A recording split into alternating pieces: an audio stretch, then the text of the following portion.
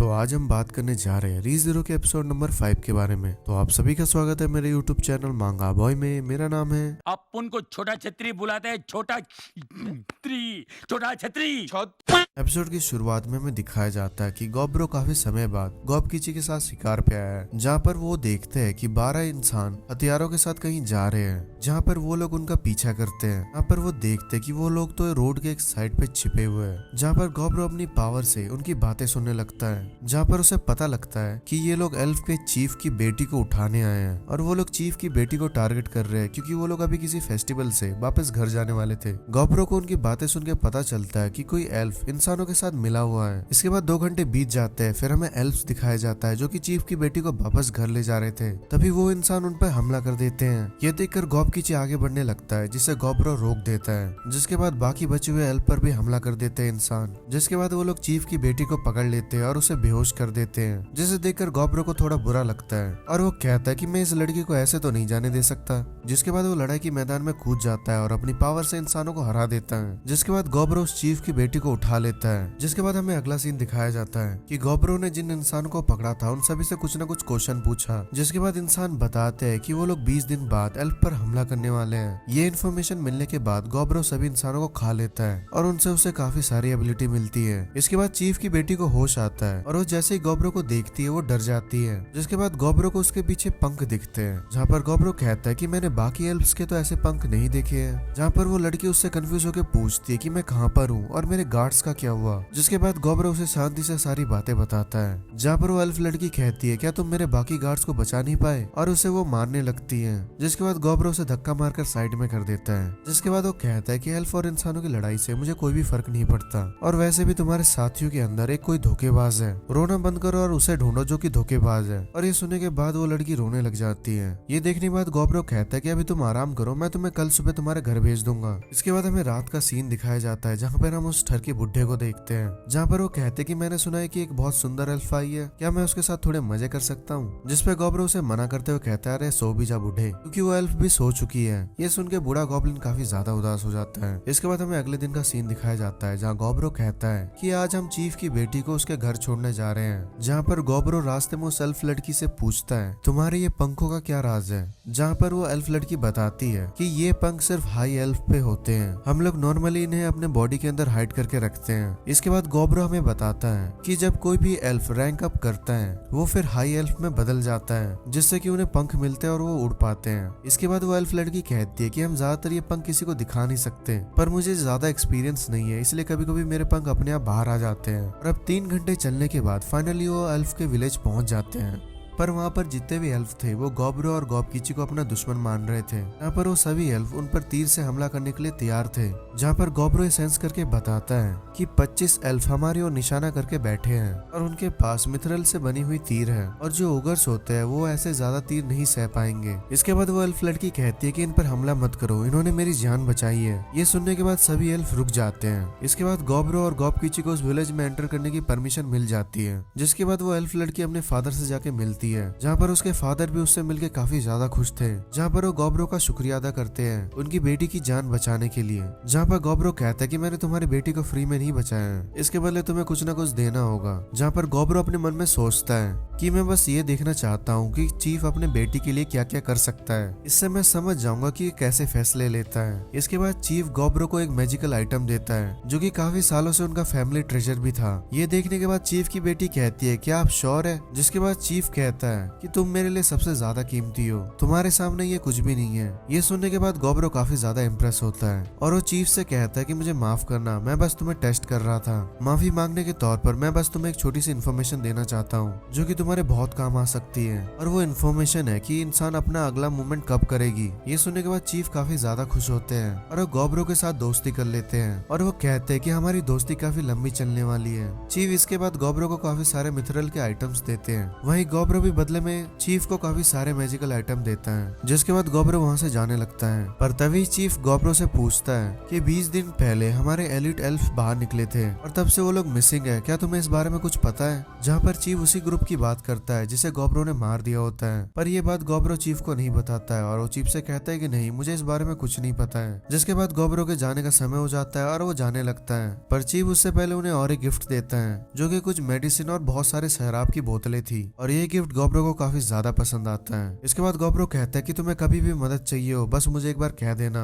इसके बाद अगले दिन जैसे ही गॉब्रो सो के उठता है वो देखता है कि गॉब में अब रैंक अप हो चुकी है और अब वो एक डैम्फर की वेरिएंट में बदल चुकी है। और सिर्फ वही नहीं, 8 गॉब्लिन्स इवॉल्व होके हॉब गॉब्लिन्स में बदल चुके हैं। इसके बाद गॉब्रो गॉबमी को एक चश्मा दे देता है और कहता है कि इसे कभी मत उतारना। ऐसा वो इसलिए कहता है कि गॉबमी के पास एक ऐसी एबिलिटी आ चुकी है जिसमें वो अपनी आंखों का यूज करके किसी को भी अपने प्यार में गिरा सकती है और दुश्मनों को आपस में लड़वा भी सकती है और साथ में वो आइस को भी अब मैनिपुलेट कर सकती है। इन सारी पावर के साथ साथ उसे एक कमजोरी भी मिली है कि अगर वो सनलाइट के पास जाएगी तो वो थोड़ी सी कमजोर हो जाएगी। गॉब्रो अब नोटिस करता है कि गॉबमी का अपीयरेंस अब उसके जैसा थोड़ा सा हो गया है। इसके बाद हम गॉबे को देखते हैं जो इवॉल्व होके अब एक हाफ अर्थलॉर्ड बन गई है। अर्थलॉर्ड के पास पावर होती है ग्राउंड को मैनिपुलेट करने की, साथ ही वो जियोलॉजिकल असेसमेंट से बेडरॉक को पिन पॉइंट कर सकती है ग्राउंड में। साथ ही वो अपने बॉडी को भी बहुत ताकतवर बना सकती है और लाइटनिंग मैजिक का यूज कर सकती है जेम्स ढूंढने के लिए। इसके बाद हम देखते हैं कि होप्साटो भी अब इवॉल्व हो चुकी है और वो इवॉल्व होके एक हाफ ब्लड एम्परर में बदल जाती है और अब वो अपने ब्लड को कंट्रोल करके उनको वेपन में बदल सकती है। पर यहाँ पर गॉब्रो सोचता है कि सभी लोगों पर एक मार्क आ चुका है पर उनकी लोकेशन और शेप अलग अलग है और सभी पर जो मार्क है वो गॉब्रो के जैसे ही मार्क्स है और ये कहा जाता है कि टैटूज इन लोगों को पावर देते हैं, तो शायद से मुझे इन सब के बारे में बाद में ही पता चलेगा। इसके बाद वो बूढ़ा गॉब्लिन आता है और वो कहता है कि तुम सभी लोग अब वापस से इवॉल्व हो चुके हो, तो लगता है तुम सभी को अब एक नया नाम देना होगा। जिसके बाद दादाजी हॉप्से का नाम स्पेल से रखती है और गॉबमी का नाम ढामी और गॉबे का नाम है अर्थे और गॉब कीची का नाम होगा ओगर कीची और गॉब जी का नाम होगा हॉब जी।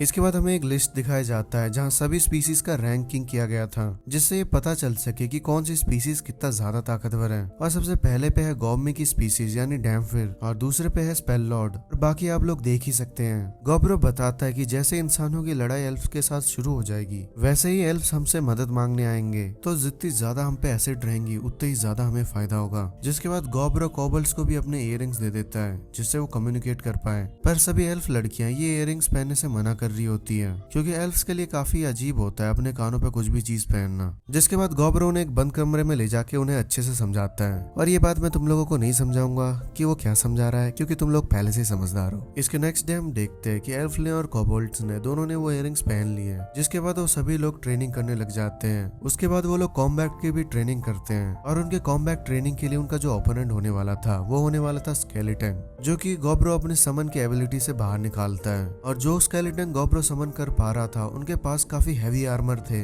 जितना ज्यादा किसी स्केलेटन पे आर्मर होगा वो उतना ही ज्यादा स्ट्रॉन्ग होगा। और जो स्केलेटन गॉब्रो ने समन किया है वो रेयर स्केलेटन है और जिन एल्फ्स पे मिथरल वेपन होते हैं वो भी इन स्केलेटन से हार रहे होते हैं। ज्यादातर एल्फ हार ही चुके थे पर गॉब्रो देखता है कि जितने भी एल्फ्स हार गए थे वो अपना डिफीट एक्सेप्ट कर लेते हैं। इसका मतलब ये है कि गॉब्रो और बाकी एल्फ्स के बीच एक नेचुरली ट्रस्ट बिल्ड होना स्टार्ट हो चुका है। अगले दिन गॉब्रो ये बताता है कि उसने कम माना यूज करके और उसने रेगुलर स्केलेटन्स और ज़ॉम्बी बना दिया। जहाँ पर गॉब्रो ने एक बार खाने की कोशिश करता है और उससे पता चलता है कि वो मरे हुए ऐसे चीजों को नहीं खा सकता क्योंकि उनके पास कोई फिजिकल फॉर्म नहीं होती। इसके बाद गॉब्रो बताता है कि जो ये अनडेड है वो काफी अच्छे ओपोनेंट बन सकते हैं प्रैक्टिस के लिए और एक्सपीरियंस पाने के लिए भी, पर वो सनलाइट पे आते ही बहुत जल्दी ही मर जाते हैं। इसलिए मैं कभी भी उन्हें दिन में यूज नहीं कर पाता हूँ, जो कि काफी दिक्कत की बात है। इसलिए मैं कोबल्ट्स और एल्फ को ट्रेनिंग देने में फोकस कर रहा हूँ। और अब इस विलेज में 100 से भी ज्यादा मेंबर्स हैं और जो कोबल्ट्स है उनकी पोजीशन सबसे लो है विलेज में। और अगर ऐसा ही चलता रहा तो उनके लिए चीजें काफी ज्यादा मुश्किल हो जाएगी, इसलिए उनको काफी ज्यादा मेहनत करनी पड़ेगी और काफी ज्यादा ताकतवर बनना पड़ेगा। इसके बाद गॉब्रो आगे हमें ये बताता है कि वो उस केव में गया जहाँ कोबल्ट्स रहते हैं। उनकी चीजें लेने के बाद मैंने सब कुछ अर्थे पे छोड़ दिया और उसने हमला करके केव को बंद कर दिया ताकि स्केलेटन्स और ना आ पाए। इसके बाद गॉब्रो और कोबल्ट्स मिलके प्रैक्टिस हंट पे गए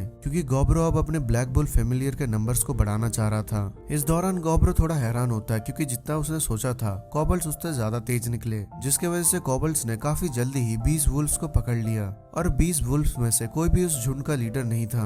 इन सभी के बाद वो लोग एक अजीब से सुअर से मिलते हैं और कहा जाता है कि ये मॉन्स्टर काफी ज्यादा स्ट्रॉन्ग होते हैं, जिसे देख के अर्थे काफी ज्यादा एक्साइटेड होकर उससे लड़ने चली जाती है और एक ही मुक्के में वो उसका काम तमाम कर देती है, जिससे हमें पता लगता है कि अर्थे अब काफी ज्यादा स्ट्रॉन्ग हो चुकी है। इसके बाद हम गॉब्रो को देखते हैं जो अपनी कुल्हाड़ी वापस लेने गया था, जो कि लाल भालू से लड़ते टाइम खराब हो गया था और इस बार उस कुल्हाड़ी को काफी ज्यादा अपग्रेड सेट कर दिया गया था और उस वेपन बनाने वाली लड़की ने उस कुल्हाड़ी पे काफी सारी चीजें लगा दी है, जैसे स्पिरिट स्टोन और भी काफी अलग अलग चीजें, जिससे गॉब्रो उस लड़की से काफी ज्यादा खुश होता है। और गॉब्रो हमें आके ये बताता है कि उस लड़की का भी अब रैंक अप हो गया है और अब वो एक एलिमेंटल स्मिथ बन चुकी है। इसके अगले शाम गॉबकिची गॉब्रो को बताता है कि उसे गॉबे के ऊपर क्रश है, जहाँ गॉब्रो कहता है कि मुझे लगा ही था। इसके बाद गॉबकिची बताता है कि जब से गॉबे अर्थलॉर्ड में बदली है तब से वो और भी ज्यादा खूबसूरत हो गई है और अब मैं होल्ड बैक भी नहीं कर पा रहा हूँ। अब तुम ही मुझे बताओ गॉबकिची कि मुझे क्या करना चाहिए। जहाँ गॉब्रो उसे सलाह देता है कि आज रात तुम उसे अपनी फीलिंग्स बता ही दो और जितनी जल्दी तुम उसे अपना फीलिंग बताओगे उतना ही तुम्हें फायदा होगा, और उसको अपनी फीलिंग बताने के बाद मुझे जरूर बोलना कि क्या हुआ। जिसके बाद गॉबकिची कहता है कि ठीक है, मैं ट्राई करूंगा। इसके बाद हमें रात का सीन दिखाया जाता है जहाँ गॉबकिची गॉबे को प्रपोज करता है, जहाँ अर्थे भी इस बात को मान लेती है और इसे एक्सेप्ट कर लेती है और ये सुनकर गॉबकिची बहुत ज्यादा खुश हो जाता है। इसके अगले दिन हम देखते हैं कि गॉबकिची और गॉब्रो आपस में लड़ रहे होते हैं, जहाँ गॉबकिची एकदम फुल मजे में होता है और अपनी पूरी ताकत लगाकर वो गॉब्रो से लड़ रहा होता है और लड़ते टाइम वो गॉब्रो की काफी ज्यादा बुरी हालत भी कर रहा होता है। जहाँ गॉबकिची गॉब्रो का शुक्रिया अदा करते हुए कहता है कि तुम्हारी वजह से आज मैं बहुत ज्यादा खुश हूँ। जहाँ गॉब्रो कहता है लगता है तुम्हारा कन्फेशन सही गया। जहाँ गॉब्रो हमें ये बताता है कि अर्थे ने इस बात के लिए ढामी से सलाह मांगी थी, जहाँ पर हम दोनों ने इनके लिए एक तरह से स्टेज सेट करके दे दिया था ताकि इन दोनों को कोई दिक्कत ना हो। इसके आगे गॉब्रो कहता है कि मुझे अर्थे की थोड़ी बस चिंता हो रही थी क्योंकि गॉबकिची बहुत ज्यादा एक्साइटेड था, कहीं गॉबकिची ने रात में उसको प्रपोज करके उसकी थोड़ी बुरी हालत तो नहीं कर दी। जहाँ पर गॉब्रो इसके बाद अर्थे को देखने आता है, जहाँ वो देखता है कि अर्थे एकदम बिल्कुल सही सलामत है। इसके बाद हम गॉबकिची को देखते हैं जो बहुत ज्यादा खुश था और अपनी पूरी ताकत से स्केलेटन्स की बुरी कर रहा होता है। इसके बाद सब मिलकर हंटिंग पे जाते हैं, जहाँ इन्हें काफी अजीब अजीब तरह के मॉन्स्टर मिलते हैं, जिन्हें मारने के बाद गॉब्रो उन्हें खा के उनकी एबिलिटीज ले लेता है, जिसमें से एक एबिलिटी का नाम था एक्सोस्केलेटन। और जैसे ही वो उसे ट्राई करता है उसके ऊपर एक आर्मर सा आ जाता है जो कि बहुत ज्यादा स्ट्रॉन्ग था और इस आर्मर के पास एक ऐसी एबिलिटी भी थी जिससे यह खुद को रिपेयर भी कर सकता था और अगर कोई इस पे हमला भी करे तो उसके इम्पैक्ट को एक तरीके से वो नलिफाई कर देता था। और जैसे ही गॉब्रो उस आर्मर को हटाता है तो उसके सारे कपड़े गायब हो जाते हैं, जिसे देख के सभी लोग थोड़े से हैरान हो जाते हैं। जहाँ गॉब्रो कहता है कि जो मेरे कपड़े थे शायद वो एक्सोस्केलेटन बनाने में लग गए होंगे और वो मेरे फेवरेट कपड़े थे क्योंकि मैंने उसको रेड बियर की चमड़ी से बनाया था। इसके बाद गॉब्रो कुछ अपने एबिलिटीज को रजिस्टर कर देता है, जिसके बाद वो कपड़े पहन के और एक अपनी एबिलिटी का यूज करता है और वो एबिलिटी को यूज करने के बाद उसके बॉडी में पंख आ जाते हैं और वो उड़ भी पा रहा था। ये देखकर सभी लोग हैरान हो जाते हैं और कहते हैं ये तो काफी कूल एबिलिटी है। पर हम देखते हैं कि गॉब्रो को उड़ने में काफी दिक्कत आ रही होती है, जहाँ गॉब्रो कहता है कि मुझे अभी उड़ने के लिए थोड़ी और प्रैक्टिस करनी पड़ेगी। जिसके बाद वो सभी घर आके खाना खाने लगते हैं। इसके बाद हम देखते हैं कि काफी टाइम बाद बाहर बारिश हो रही होती है, इसलिए गॉब्रो आज घर बैठ के कुछ क्राफ्टिंग करने वाला था। पर वहीं पे लाल बाल वाली लड़की आके गॉब्रो से कहती है चलो लड़ाई की प्रैक्टिस करते हैं, जहाँ गॉब्रो कह रहा होता है कि इस लड़की ने काफी ज्यादा अच्छी प्रोग्रेस करी है, जहाँ पर गॉब्रो इस बात के लिए मान जाता है और फिर दोनों आपस में प्रैक्टिस करने लग जाते हैं। इसके बाद गॉब्रो उस वेपन बनाने वाली लड़की के पास जाती है क्योंकि आजकल वो एल्फ के साथ मिलके कुछ नए वेपन्स बनाने के आइडियाज को सोच रही थी।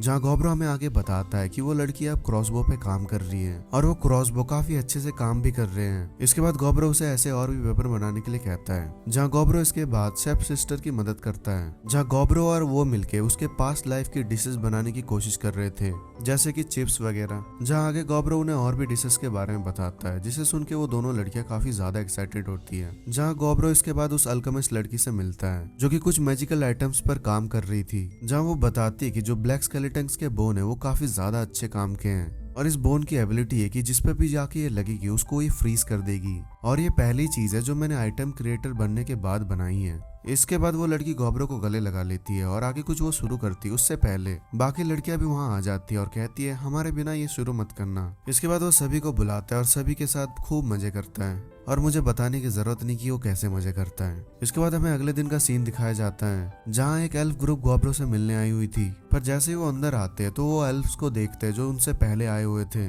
पर वो उन्हें पहचान नहीं पाते क्योंकि गॉब्रो ने जो उन्हें इयररिंग्स दिया था उसके वजह से वो उन्हें डार्क एल्फ्स दिख रहे थे। जहाँ एक एल्फ गॉब्रो से कहता है कि अब ह्यूमंस जो है अब वो वुड्स के अंदर आना शुरू कर चुके हैं और ह्यूमंस की जो आर्मी है वो काफी ज्यादा बड़ी है, इसलिए हम उसे अकेले हैंडल नहीं कर पाएंगे और मैं यहाँ इसलिए आया हूँ ताकि मैं तुम्हारी मदद ले ले सकूं। जहाँ पर गोब्रो उसे कहता है कि तुम्हारे उस एलिट फोर्स का क्या हुआ जो गायब हो चुकी थी। जहाँ वो एल्फ ये कहता है कि वो लोग काफी दिनों से गायब हैं, इसलिए हमें बोला गया कि हम मान ले कि वो लोग मर गए हैं। जहाँ पर वो एल्फ आगे ये बताता है कि प्राइस की कोई चिंता मत करो तुम, पर हमारे जो चीफ है वो ये चाहते हैं कि हमारी जो दुश्मन है वो उसका नामो निशान मिट जाए और ये कॉन्ट्रैक्ट खत्म हो जाएगा अगर तुम लड़ाई के मैदान से वापस आ जाओगे तो। जहाँ गोब्रो कहता है वार्निंग के लिए शुक्रिया, पर मैं तुम्हारी मदद करने के लिए बिल्कुल तैयार हूँ, पर हम जो डिसीजन लेंगे वो हमारे खुद का ही होंगे। और ये लो, ये चीज अपने चीफ को दे देना, इसे यूज करके वो हमसे कम्युनिकेट कर पाएंगे। और वो चीज लेने के बाद वो एल्फ वहां से चले जाते हैं। जहाँ गोब्रो हमें कहता है कि इन्फॉर्मेशन काफी क्रूशियल वेपन होता है, इसलिए मैंने अपने छोटे क्लोन्स को वुड्स में भेज दिया है ताकि वो इंसानों के मूवमेंट के बारे में मुझे बता सके। और अगर तुम्हें शांति चाहिए तो तुम्हें वॉर के लिए हमेशा तैयार होना चाहिए। जहाँ गोब्रो सभी लोगों को बुलाता है, जिसके बाद सभी लोग वहाँ पर आ जाते हैं। जहाँ गोब्रो सभी से कहता है कि आज तक हमने जितनी भी मेहनत करी है,